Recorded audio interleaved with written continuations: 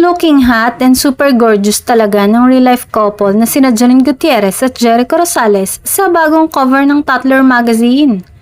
At dahil viral nga ang naging pag-amin ni Jericho ng relasyon nila ni Janine, ay madaming tanong ang Tatler tungkol sa buhay pag-ibig ng dalawa.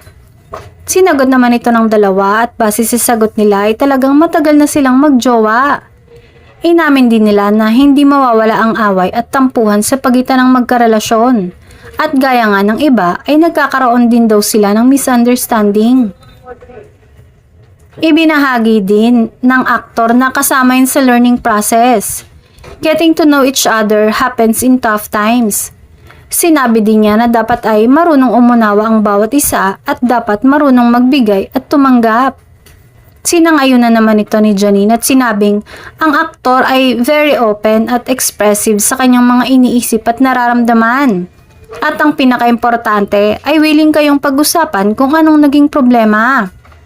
Parang masyado ng matagal at malalim ang pinagsamahan ng dalawa base sa kanilang mga kwento.